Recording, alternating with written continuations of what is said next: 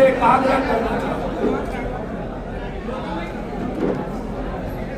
कि इधर यदि बाघ का खाल पहन ले तो शेर नहीं होता।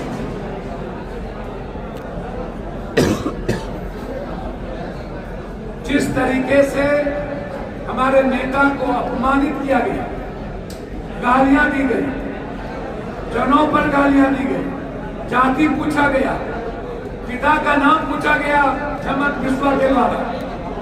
अनुराग ठाकुर ने कहा जिसके जात का पता नहीं। वह जो मोदी मीडिया थी, जब नक्सल की बात करते थे राहुल गांधी के बारे में, अर्बन नक्सल, मैं उस मोदी मीडिया से जानना चाहता हूं, उस अंधभक्तों से,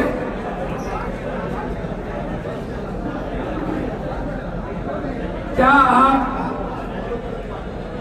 अर्बन नक्सल नरेंद्र मोदी जी से को नहीं कहेंगे? क्या आप मोदी जी की जाति नहीं पूछेंगे?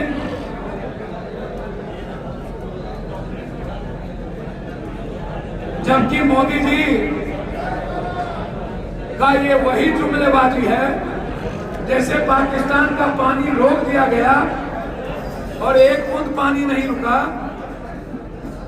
जैसे चुनाव में जुमलेबाजी थी, वैसे ही यह जाति जनगणना मोदी जी की गलतियों को और मोदी जी की 56 इंच की सीना को, जो बिल्कुल ही 5 इंच का सीना नहीं था, उस गलतियों को ढकने के लिए एक नया जुमलेबाजी है, जिसमें उन्होंने कहा कि मैं गणना के साथ जाति का भी नाम पूछूंगा, जाति पूछूंगा। उन्होंने यह बात नहीं कही जो हमारे नेता राहुल गांधी जी ने कहा है कि हम जो तेलंगाना में जाति जनगणना किए हैं, इस देश में मुझे वही जाति जनगणना चाहिए जिसमें हर व्यक्ति की आर्थिक आजादी, राजनीतिक भागीदारी, शैक्षणिक आजादी, हर तरह की आजादी में उनकी भूमिका हो, जो भारत को बनाने में जिसकी भूमिका सबसे ज्यादा है। और मोदी जी ने इन बिंदु पर कुछ नहीं कहा। हॉटलाइन तो बना, लेकिन डेडलाइन नहीं बनी। ना डेडलाइन है, ना ही राहुल गांधी जी के सपनों की वो बात है। इस देश के लोग चाहते हैं, इस देश में जिसकी जितनी जनसंख्या हो उस अनुपात में आरक्षण दिया जाए, जिसकी जितनी जनसंख्या हो उस अनुपात में राजनीतिक हिस्सेदारी हो, चाहे ईबीसी है, चाहे एसटी एससी हो।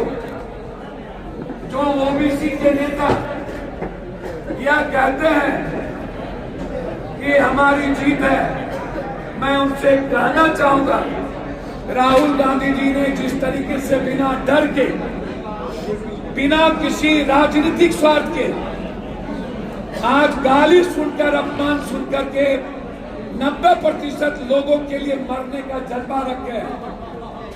क्या इस देश के पीएम एसटी एससी और ईबीसी को पीएम बनाएंगे? क्या इस देश के वो ओबीसी नेता जो ईबीसी और एसटी एससी की बात कर रहे हैं, इस देश में जितनी आबादी है, क्या उस आबादी के मुताबिक आप मुख्यमंत्री बनाएंगे? यह सोच है मेरे नेता की। सिर्फ पीठ मत थपथपाइए। राहुल गांधी जी ने पहले ही कह दिया, हमें बिहार मॉडल नहीं चाहिए। हम बिहार मॉडल में जो हुआ वो सही नहीं है। 2 बार यहाँ, एक बार प्रेस कॉन्फ्रेंस में उन्होंने कहा जिसको मैंने लागू किया। इसीलिए नरेंद्र मोदी जी ने एक जुमला फेंका और अपनी गलतियों को और पहलगाम के मुद्दों को डाइवर्ट करने के लिए देश के लोग ये समझ गए कि नरेंद्र मोदी जी किसी के नहीं है, ना पिछड़ा के ना आगरा के। वह सिर्फ कुर्सी के हैं और ये कुर्सी के बगैर रह नहीं सकती। नरेंद्र मोदी जी का नाम कुर्सी मोदी रख दिया जाए और कुर्सी के लिए इस देश को अलग अलग करना पड़े तब भी ये लोग करेंगे। इसीलिए राहुल गांधी जी का निर्णय इस देश को जोड़ने की, चाहे ऊंची जात के लोग हों, चाहे एसटी हो, चाहे ईबीसी हो, चाहे ओबीसी हो, सबकी भागीदारी चाहे। दूसरा 43% आरक्षण। मैं जरूर पूछना चाहूंगा नरेंद्र भाई मोदी जी से, क्या आप 43% आरक्षण की वकालत कर रहे हैं? क्या आप 70% निजी क्षेत्र में आरक्षण की वकालत करेंगे? क्या इस देश की जो मैट्रिक और इंटर की हुई लड़कियां हैं जिस जात का, क्या मुझे निजी क्षेत्र में आरक्षण की आप वकालत करेंगे? यह सोच है राहुल जी की कि हमें लड़कियों को, महिलाओं को सम्मान देना है, उन्हें गरीब नहीं बनाना, मजदूर नहीं बनाना।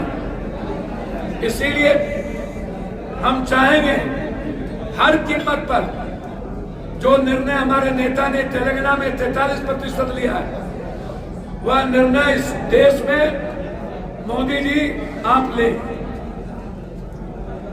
तीसरी चीज, आज पूरे बिहार के वरिष्ठ नेता, जनप्रतिनिधि जो इस देश के लिए एनडीए को, लोकतंत्र और संविधान के लिए खतरा समझती है, आज उसकी एक बड़ी बैठक हुई।